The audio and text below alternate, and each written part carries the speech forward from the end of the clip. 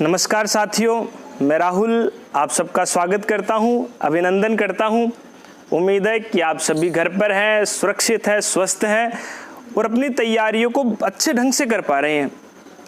आज हम रिट भर्ती परीक्षा में शिक्षण विधियों को लेकर चर्चा करेंगे और उसमें सबसे पहले मैं आपको बता रहा हूं कि शिक्षण अधिगम क्या है। अपन पहले एक कॉमन टॉपिक पढ़ रहे हैं जो आपको सामाजिक अध्ययन के शिक्षा शास्त्रीय मुद्दों में भी देखने को मिलेगा, हिंदी शिक्षण विधियों में भी ये टॉपिक देखने को मिलेगा और संस्कृत शिक्षण विधियों में भी ये टॉपिक देखने को मिलेगा। बाद में हम अलग अलग हिंदी शिक्षण विधियां, संस्कृत शिक्षण विधियां और सामाजिक अध्ययन के शिक्षा शास्त्रीय मुद्दों पर अलग अलग टॉपिक वाइज चर्चा करेंगे। तो सबसे पहले अपन आज सीखते हैं कि शिक्षण क्या है, अधिगम क्या है, एक शिक्षक को शिक्षण कार्य करते समय किन किन बातों का ध्यान रखना होता है जिससे वह अपने बालकों में अधिगम की दर को बढ़ा सके। इसके लिए हमें सबसे पहले ये समझना होगा कि शिक्षण क्या है।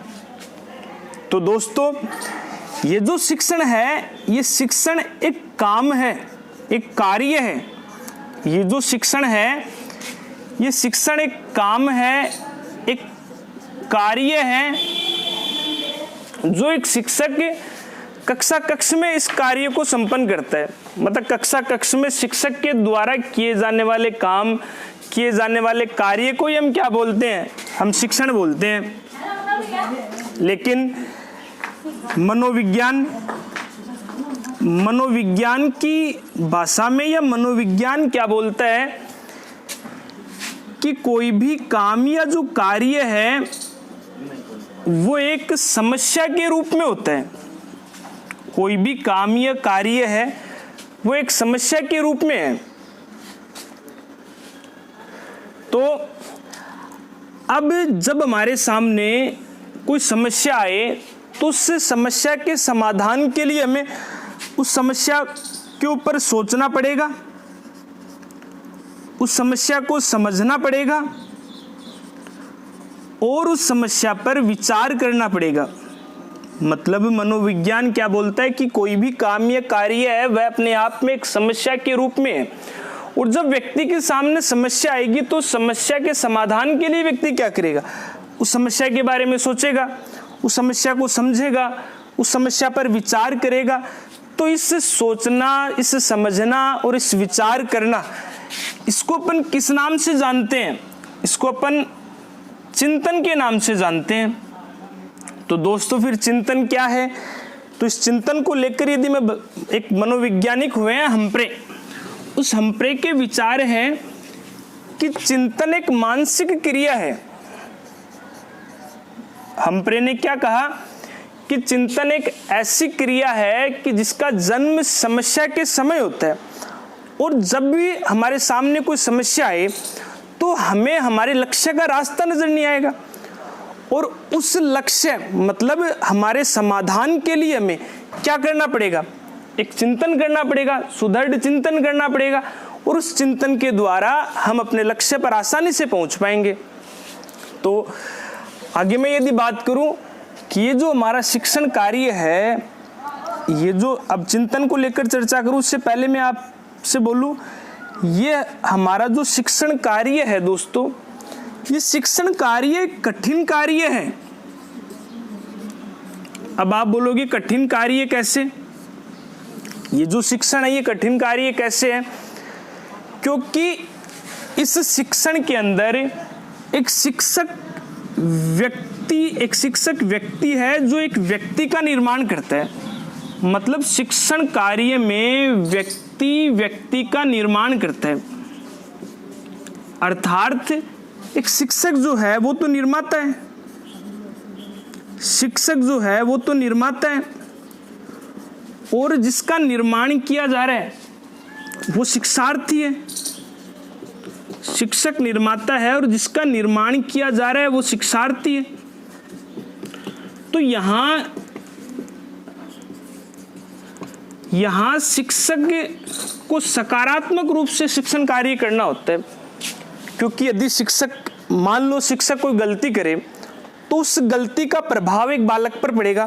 फिर बाद में न जाने वो बालक अपनी इस गलती आगे कितने बालक तक प्रेषित करे, ऐसे पता नहीं कितने बालकों तक उसका प्रभाव पड़े।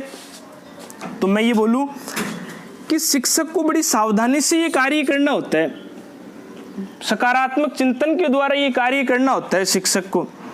क्योंकि कोई वस्तु का निर्माण करते समय हो सकता है, जैसे मान लो कोई व्यक्ति जूते का निर्माण कर रहे हैं, तो हो सकता है उसकी गलती के कारण एक जूते की जोड़ी खराब हो जाए, या यदि मशीनों से कार्य किया जा रहा है तो एक जूते का एक लोट खराब हो जाए। लेकिन ऐसा तो नहीं है ना कि इसके बाद बनने वाले सारे जूते खराब हो। लेकिन यदि एक शिक्षक यदि गलती करता है और एक बालक को यदि कोई गलत विषय वस्तु प्रेषित करता है, तो न जाने उसके बाद उस बालक के माध्यम से आगे कितने ही व्यक्तियों तक वो गलती जाए, आगे आने वाले कितने व्यक्ति उस गलती को करते रहे। तो इसलिए शिक्षक एक शिक्षण कार्य कठिन कार्य है, इसमें शिक्षक को बड़ी सावधानी से कार्य करना होता है। दूसरा, यदि मैं बोलूँ आपको कि शिक्षण कार्य कठिन क्यों है, क्योंकि आपको पता है कि जब शिक्षक शिक्षण कार्य करवाता है तो उस पर बहुत सारे बालकों की नज़र होती है, और कई बार क्या है, बहुत सारे बालक उस एक दृष्टि से उस शिक्षक को देखते हैं, तो हो सकता है कि शिक्षक के आत्मविश्वास में कहीं कमी आ जाए। आत्मविश्वास में कमी आएगी तो कहीं ना कहीं गलती होने की संभावनाएं बढ़ेगी। गलती होने की संभावनाएं बढ़ेगी तो शिक्षक के मन में ये भय रहता है, ये डर रहता है कि हमसे कोई गलती ना हो, और इस डर या इस भय के कारण कोई ना कोई गलती कर बैठता है शिक्षक। तो फिर आप सोचोगे कि शिक्षण कार्य इतना ही कठिन है तो हम रिट की तैयारी क्यों कर रहे हैं, फिर आप पढ़ा क्यों रहे हो ऑनलाइन। नहीं, ऐसा नहीं है कि इतना भी कठिन कार्य नहीं है दोस्तों। शिक्षण कार्य कठिन इसलिए है क्योंकि इस कार्य को करने के लिए एक शिक्षक को सकारात्मक चिंतन की आवश्यकता होती है। एक शिक्षक को सकारात्मक चिंतन करना होता है, और यदि सकारात्मक चिंतन करेगा शिक्षक, आलोचनात्मक विश्लेषणात्मक चिंतन करेगा, तो निश्चय ही वह अपनी सफलता को प्राप्त करेगा और एक बेहतर और सुदृढ़ शिक्षक के रूप में साबित होगा। तो जब सकारात्मक चिंतन करना होगा तो फिर इस चिंतन क्या है, अभी थोड़ी देर पहले मैंने आपको कहा था, तो मैं चिंतन को लेकर चर्चा करता हूं। तो दोस्तों, यदि हम चिंतन की बात करें तो इस चिंतन के दो प्रकार होते हैं। एक तो स्वली चिंतन और एक यथार्थ चिंतन। एक तो स्वली चिंतन और एक यथार्थ चिंतन। स्वली चिंतन क्या होगा, यथार्थ चिंतन क्या होगा। तो यदि स्वली चिंतन की बात करूं ना, तो स्वली चिंतन में केवल कल्पनाएं होती है, असत्यता होती है, कल्पनाओं को महत्व दिया जाता है, झूठा होता है, असत्य होता है, भ्रम को महत्व दिया जाता है। तो अब आप खुद बताओ, क्या स्वली चिंतन एक शिक्षक के लिए सकारात्मक रहेगा? क्या एक शिक्षक स्वली चिंतन के माध्यम से सकारात्मक परिणामों को प्राप्त करेगा? नहीं। जब इसमें कल्पनाएं हैं, अवास्तविकता है, झूठा है, भ्रम के ऊपर है, तो इसका मतलब ये चिंतन शिक्षक के लिए उपयोगी नहीं है। तो फिर शिक्षक को कौन सा चिंतन करना होगा? शिक्षक को एक यथार्थ चिंतन करना होगा। तो यथार्थ चिंतन क्या है? तो दोस्तों, यथार्थ चिंतन 3 प्रकार का है। क्या? मूर्त चिंतन, अमूर्त चिंतन और आलोचनात्मक चिंतन। मूर्त चिंतन, अमूर्त चिंतन और आलोचनात्मक चिंतन। इसी मूर्त चिंतन को हम निगमनात्मक और अभिसारी चिंतन के नाम से भी जानते हैं। इस अमूर्त चिंतन को हम आगमनात्मक, अपसारी और सृजनात्मक चिंतन के नाम से भी जानते हैं। आलोचनात्मक चिंतन या विश्लेषणात्मक चिंतन ये एक ही है, ध्यान रखना। अमूर्त चिंतन आगमनात्मक है, अपसारी चिंतन है, सृजनात्मक चिंतन है। मूर्त चिंतन निगमनात्मक चिंतन है, अभिसारी चिंतन है, आलोचनात्मक चिंतन, विश्लेषणात्मक चिंतन है। अब ये मूर्त चिंतन है क्या, अमूर्त चिंतन क्या है, आलोचनात्मक चिंतन क्या है, तो मैं आपको बताऊं कि मूर्त चिंतन क्या है।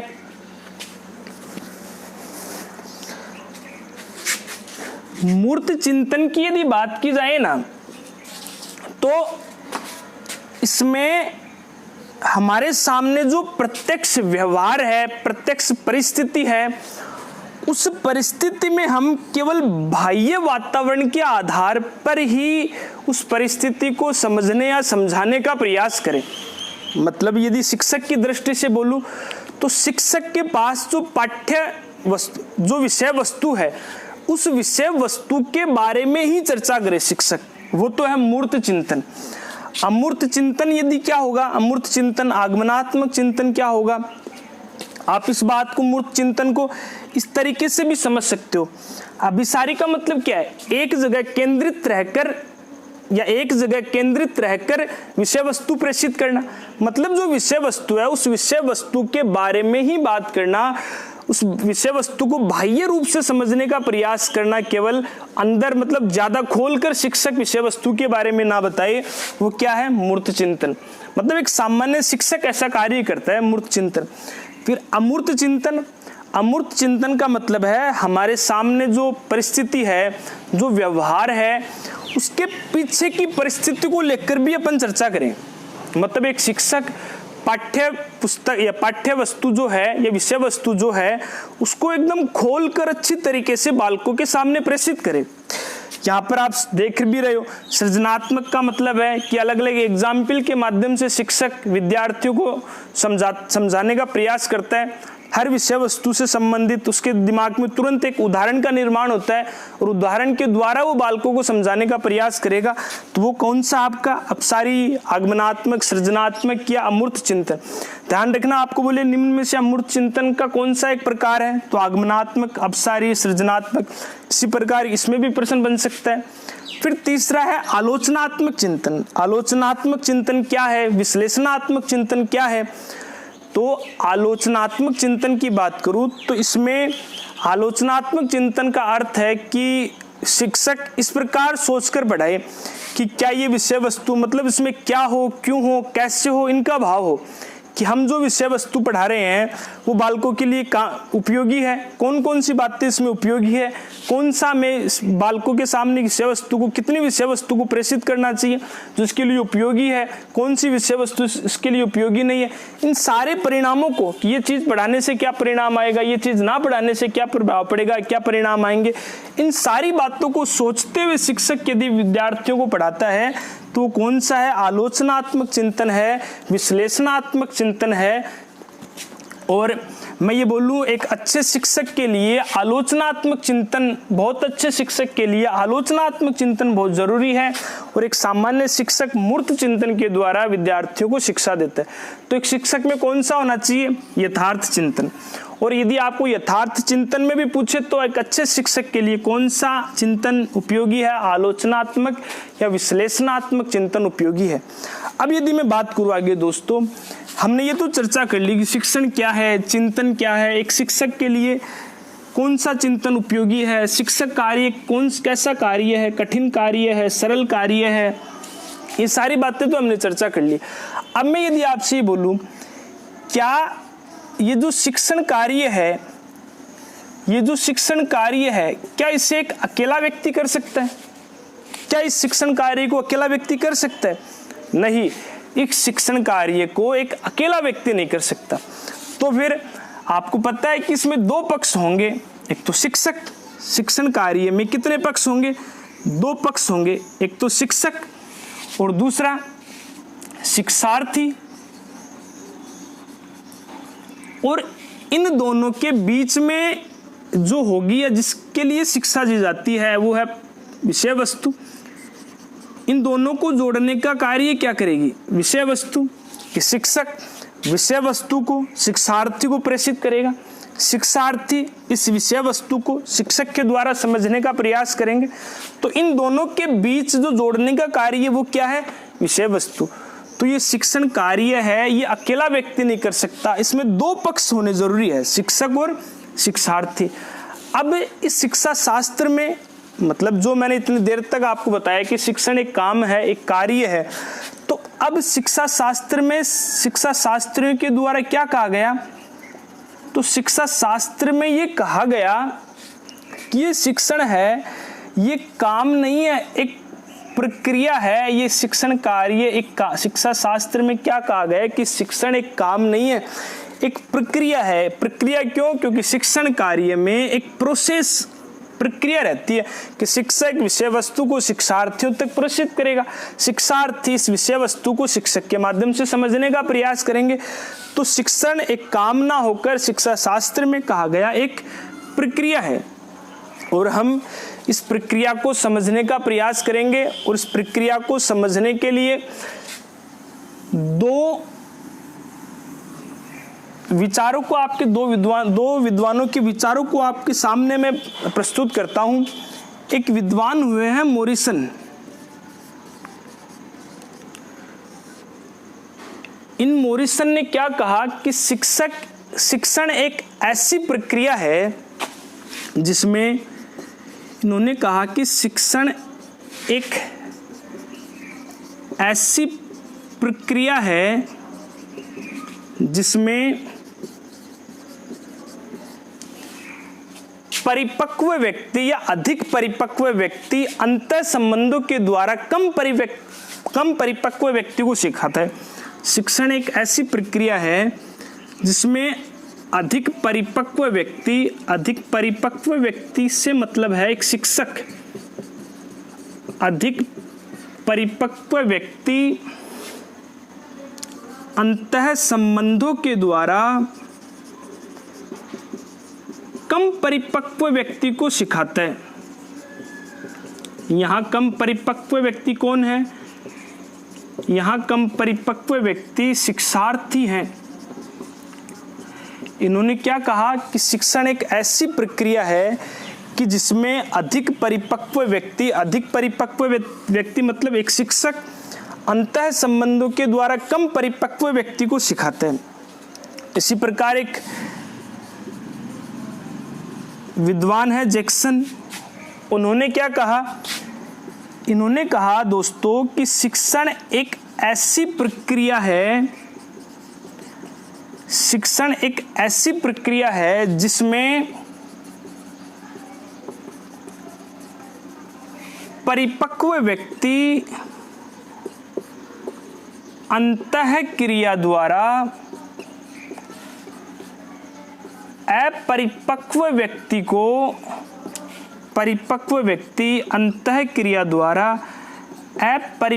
व्यक्ति को सिखाता है।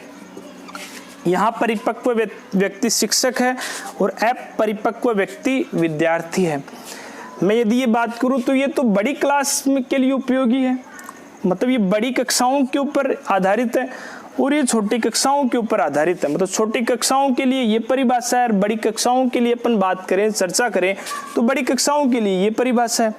अधिक परिपक्व व्यक्ति मतलब शिक्षक और अंतः संबंधों के द्वारा कम परिपक्व व्यक्ति को सिखाता है। मतलब शिक्षक और शिक्षार्थी के बीच यदि एक शिक्षक एक शिक्षार्थी को यदि कोई भी जानकारी देता है या कुछ भी यदि शिक्षा देता है तो उन दोनों के बीच एक अंतः संबंध का होना जरूरी है।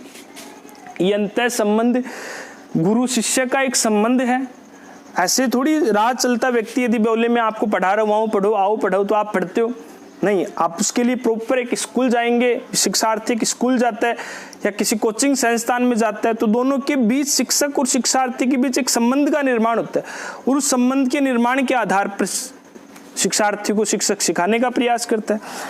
और यहाँ इस परिभाषा में यदि मैं बोलूँ कि शिक्षक एक ऐसी प्रक्रिया है जिसमें परिपक्व व्यक्ति मतलब शिक्षक एक अपरिपक्व व्यक्ति को सिखाता है और किसके द्वारा? अंतः क्रिया के द्वारा। तो यहाँ जो अंतः क्रिया शब्द है, ये अंतः क्रिया शब्द है कि एक अपने आत्मा के विचारों को प्रेषित करता है, कि शिक्षक एक अपनी आत्मा के विचारों को विद्यार्थियों तक प्रेषित करता है और विद्यार्थी शिक्षक के द्वारा प्रेषित किए गए विचारों को आत्मा से ग्रहण करते हैं। तभी तो दोनों शिक्षक अपने कार्य मतलब सिखाने में या सकारात्मक परिणाम प्राप्त करने में सफल होगा, और शिक्षार्थी सीखने का मतलब उसके लिए सकारात्मक परिणाम है सीखना, तो सीखने में शिक्षार्थी सफल होगा। अब हम बात करते हैं आगे कि ये जो अपन बात कर रहे हैं शिक्षण प्रक्रिया,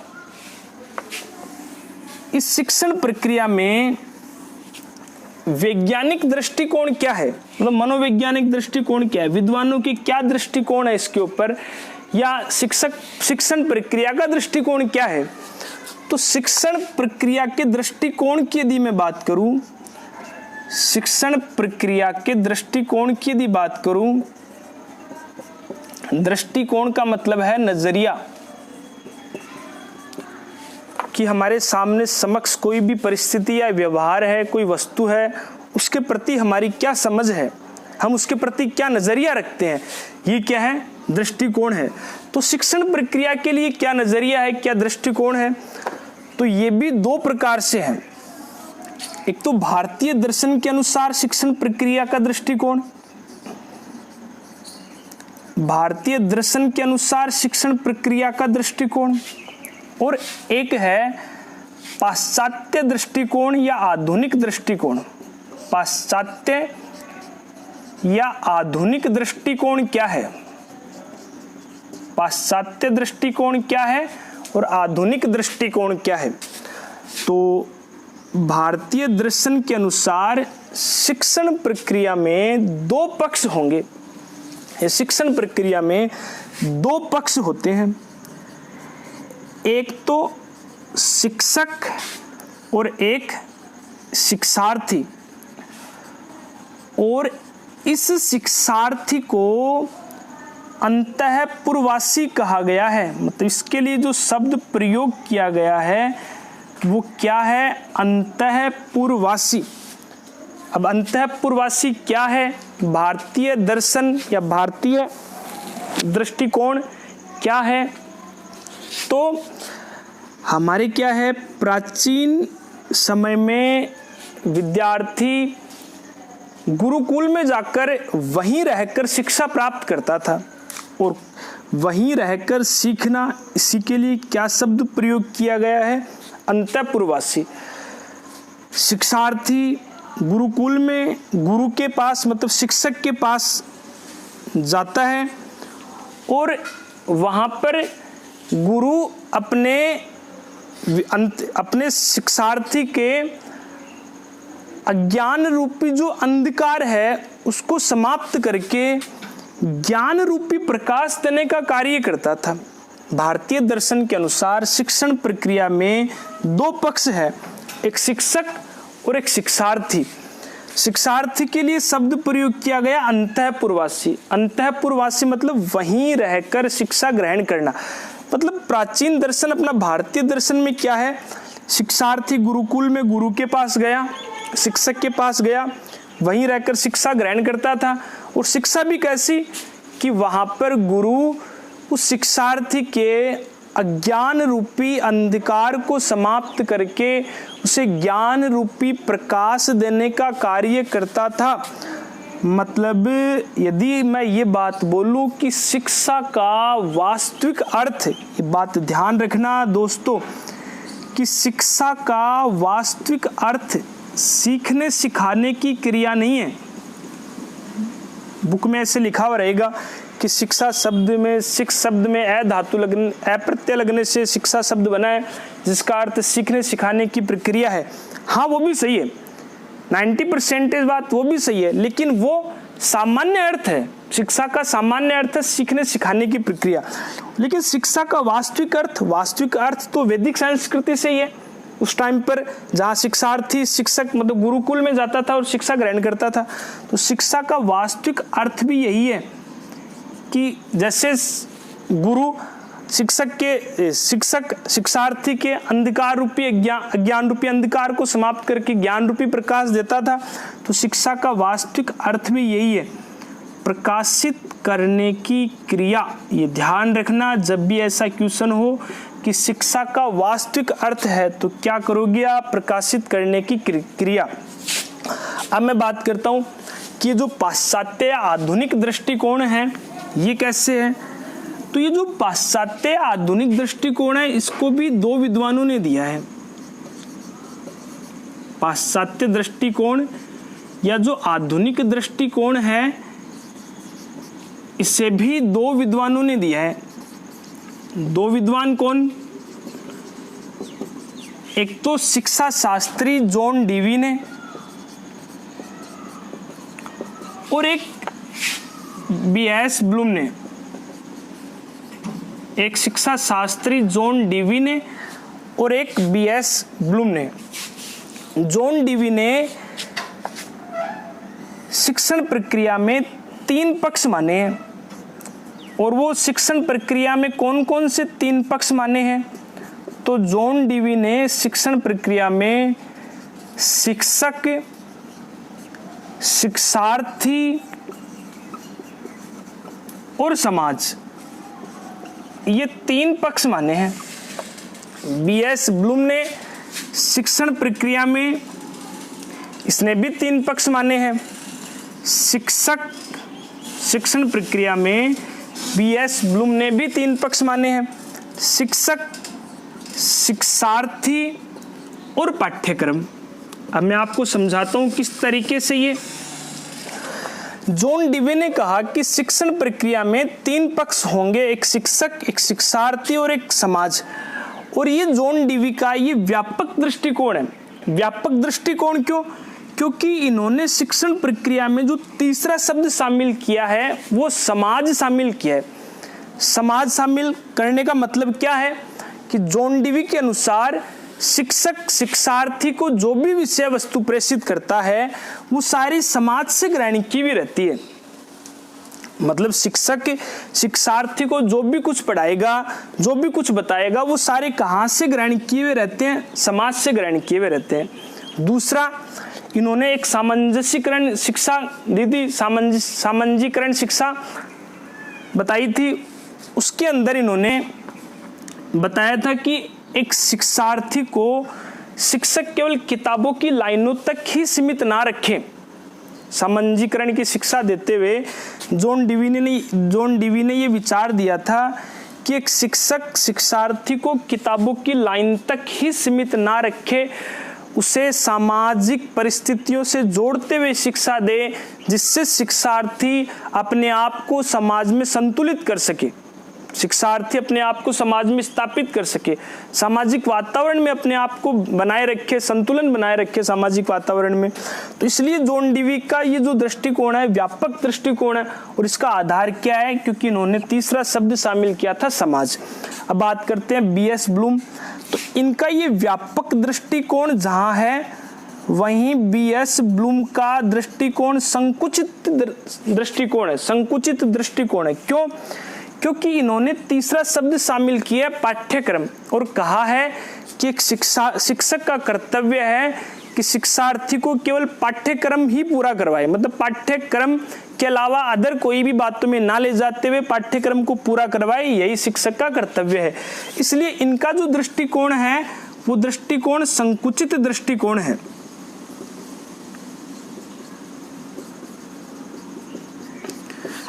तो जॉन डीवी का जो दृष्टिकोण है वो व्यापक दृष्टिकोण है। बीएस ब्लूम का जो दृष्टिकोण है वो संकुचित दृष्टिकोण है। इन्होंने शिक्षण प्रक्रिया में 3 पक्षों को शामिल किया है, शिक्षक, शिक्षार्थी और समाज। बीएस ब्लूम ने भी 3 पक्षों को शामिल किया है, शिक्षक, शिक्षार्थी और पाठ्यक्रम।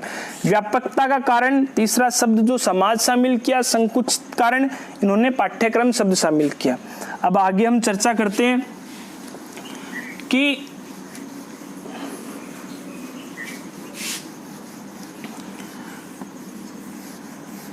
एक शिक्षक है अपने शिक्षण कार्य को सरलतम तरीके से पूरा कर पाए, इसके लिए शिक्षण उपागम को अपनाता है। एक शिक्षक अपने शिक्षण कार्य को सरलता से पूरा करे, इसके लिए वह शिक्षण उपागम को अपनाता है, जो कितने प्रकार के होते हैं? जो 3 प्रकार के होंगे: विधि, सूत्र और सिद्धांत। शिक्षक अपने शिक्षण कार्य को सरलता से पूरा कर पाए, जिससे बालकों में आसानी से वह बालकों को समझा पाए, बालकों के अधिगम की दर को बढ़ा पाए, इसके लिए वह शिक्षण उपागम अपनाता है। और शिक्षण उपागम कितने प्रकार के होंगे? विधि, सूत्र और सिद्धांत। इस विधि को बात करूं तो इस विधि को अपन मान सकते हैं एक साधन के रूप में, सूत्र को मान सकते हैं अपन एक मार्गदर्शक के रूप में, और सिद्धांत को अपन मान सकते हैं चलने का तरीका। इस तरीके से साधन, मार्गदर्शक, चलने का तरीका, ये कैसे? मान लो आपकी रिट की एग्जाम डेट निर्धारित हुई, रिट की एग्जाम का सेंटर आया, आपको एग्जाम देने के लिए जाना है, आपको पता नहीं है, मतलब रास्ते का पता नहीं है, आपको पता है एग्जाम सेंटर यहाँ आया आपका, लेकिन आपको जाने के लिए एक साधन की आवश्यकता होगी। वहां जाने के लिए उस साधन की आवश्यकता होगी, तो फिर रास्ता बताने के लिए, ये उस रास्ते के लिए आपको एक मार्गदर्शक की आवश्यकता होगी कि आपको एक मार्गदर्शक है, उसने बताया इधर आपकी स्कूल है या आपकी कॉलेज है जहाँ पर आपका सेंटर है, तो मार्गदर्शक है। फिर मार्गदर्शक साधन आपके पास है, रास्ता आपको पता लग गया, लेकिन उसके बाद आपको चलने का तरीका पता रहना चाहिए कि अपन धीरे चले, तेज चले, आँख खोल कर चले, आँख बंद कर कर चले, चलने का तरीका तो होना ही चाहिए। नहीं, यहाँ ब्रेकर है, ब्रेकर पर ऐसे चले। तो इसका मतलब जो विधि है वो तो एक साधन के रूप में होती है शिक्षक के लिए, सूत्र है वो शिक्षक के लिए मार्गदर्शक के रूप में होते हैं, सिद्धांत उसको चलने का तरीका बताते हैं।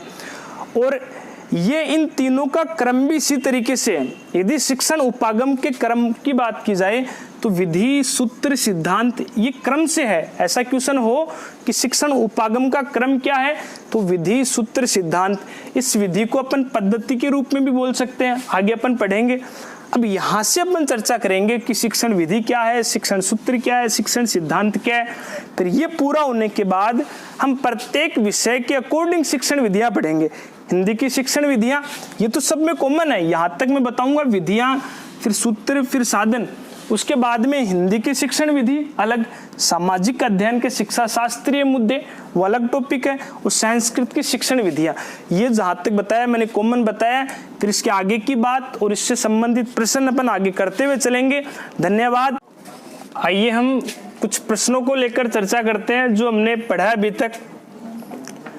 कि पहला क्वेश्चन अपना, चिंतन का जन्म होता है, साथ में 4 ऑप्शन दे रखे हैं, समस्या से, समाधान से, शिक्षण से, उपयुक्त सभी।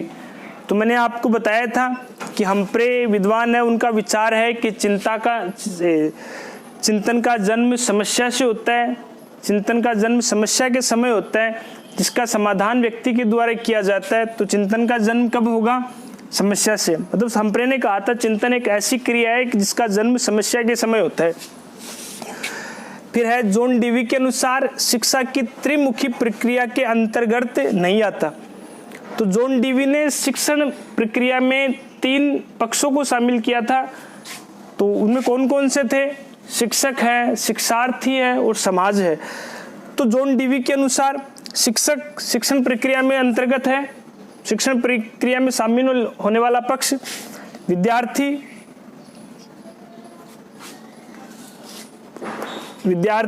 ऑप्शन ए शिक्षक है, ऑप्शन बी विद्यार्थी है और ऑप्शन सी पाठ्यक्रम है, ऑप्शन डी समाज है। तो पाठ्यक्रम को उन्होंने इसमें शामिल नहीं किया था, शिक्षक को शामिल किया था, शिक्षार्थी या विद्यार्थी को शामिल किया था और समाज को शामिल किया था। तीसरा प्रश्न है, शिक्षण कार्य है, कला है, विज्ञान है, कला और विज्ञान है। तो दोस्तों एन मुखर्जी ने तो यहाँ तक कहा है कि शिक्षण कार्य कुछ चाय के प्याले के समान नहीं है, कि चाय का एक प्याला वो शिक्षण कार्य नहीं है। शिक्षण कार्य कलाएं, विज्ञान है, इसमें कला का भी समावेश होता है और विज्ञान का भी समावेश होता है। तो शिक्षण कार्य क्या है? कला और विज्ञान। निम्न में से किस विद्वान ने शिक्षण प्रक्रिया का संकुचित दृष्टिकोण दिया है? तो दो विद्वानों के दृष्टिकोण मैंने आपको बताए थे, जॉन डीवी का और बीएस ब्लूम का। जॉन डीवी का दृष्टिकोण व्यापक था, उसमें शिक्षक, शिक्षार्थी, समाज तीन पक्ष शामिल थे। बीएस ब्लूम का दृष्टिकोण संकुचित दृष्टिकोण था, उसमें शिक्षक, शिक्षार्थी और पाठ्यक्रम शामिल था। बीएस ब्लूम ने कहा था कि केवल शिक्षक का कार्य पाठ्य पुस्तक या पाठ्यक्रम को पूरा करा देना ही है, और जॉन डीवी ने समाज शब्द को शामिल किया था कि समाज में रहते हुए समाज की शिक्षा देना ही शिक्षक का कार्य है। तो संकुचित दृष्टिकोण बीएस ब्लूम ने दिया था। स्वलीय चिंतन से क्या अभिव्यक्ति, स्वलीय चिंतन में अभिव्यक्ति होती है भाषा की, अभिप्रेरणा की, स्थिति की या काल्पनिक विचार एवं इच्छाओं की। तो मैंने आपको अभी बताया था थोड़ी देर पहले कि स्वलीय चिंतन एक काल्पनिक चिंतन है, अवास्तविक चिंतन है, झूठा चिंतन है, भ्रम वाला चिंतन है। तो इसमें जो भी अभिव्यक्ति होगी वो काल्पनिक विचार एवं इच्छाओं की होगी, जो एक शिक्षक के लिए उपयोगी नहीं है। तो स्वलीय चिंतन काल्पनिक विचार एवं इच्छाओं की अभिव्यक्ति होती है। आइए अपन नेक्स्ट प्रश्न देखते हैं।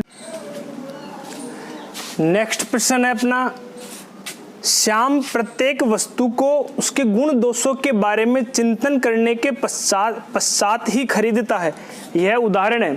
तो मैंने आपको बताया था आलोचनात्मक चिंतन में क्या, क्यों, कैसे, इसके क्या प्रभाव पड़ेंगे, क्या परिणाम होंगे, ये सारे गुण दोषों की चर्चा की जाती है। तो ये खरीदता है, ये कौन सा उदाहरण है? आलोचनात्मक चिंतन का। ऑप्शन बी स्वलीय है, अपसारी है, जटिल है, ये नहीं होगा। फिर है निगमनात्मक चिंतन का अन्य नाम।